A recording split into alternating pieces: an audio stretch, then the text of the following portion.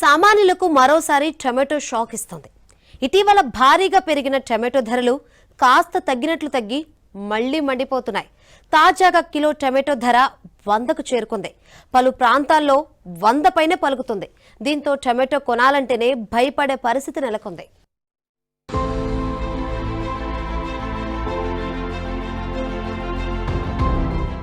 టమాటా లేనిదే దాదాపు ఏ కూర కూడా వండలేం. ఇంట్లో కూరగాయలు ఉంటే అందులో ఖచ్చితంగా టమాటా ఉండి తీరాల్సిందే. అలాంటి టమాటా రోజుకో ధరతో సామాన్యులను ఇబ్బంది పెడుతోంది.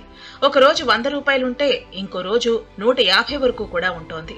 రోజు రోజుకు ఆ రేట్లు ఇంకా పెరిగిపోతున్నాయి. దీంతో టమాటా కొనాలి అంటే మరోసారి భయపడే పరిస్థితి కనిపిస్తోంది. అయితే ఒక్కోసారి ఇదే టమాటా ధర 50, 30, 20 రూపాయల్లో కూడా లభిస్తోంది. కొన్నిసార్లైతే 10, 5 రూపాయలకు కిలో ఇస్తామన్నా కొనేవాళ్లు ఉండరు.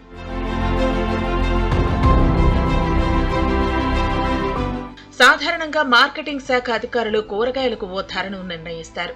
రైతు బజార్లలో ఆ ధరలకే విక్రయించాలి. కానీ హైదరాబాద్ రైతు బజార్లలోనూ నిర్ణయించిన ధరకు మించి విక్రయాలు సాగిస్తున్నారని కొనుగోలుదారులు వాపోతున్నారు.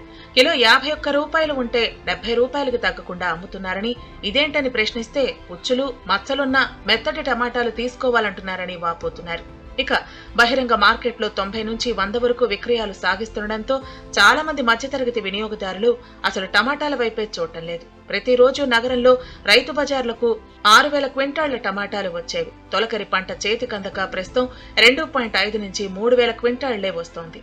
దీంతో డిమాండ్ పెరిగి ధర కొండెక్కిందని వ్యాపారులు అంటున్నారు. సెప్టెంబర్ వరకు దిగుబడి వచ్చే పరిస్థితి లేకపోవడంతో ధరలు ఇలాగే ఉండే అవకాశం ఉందని చెబుతున్నారు.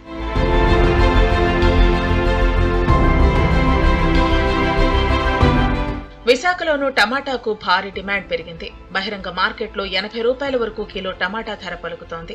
ఈ వారంలో విశాఖలో టమాటా కిలో ధర సెంచరీ కూడా చేరింది. దీంతో రైతు బజార్లలో 48 రూపాయలకే అందుబాటులో పెట్టింది ప్రభుత్వం.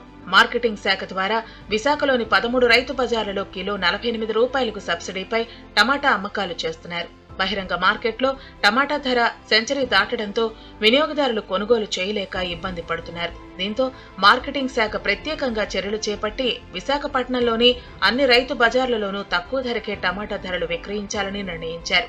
కొనుగోలు చేసిన ధరకే వినియోగదారులకు అమ్మకానికి పెడుతున్నారు. అంటే లాభం లేకుండా నష్టం రాకుండా. ఇదే విధానంలో టమాటా విక్రయాలు జరుగుతున్నాయి.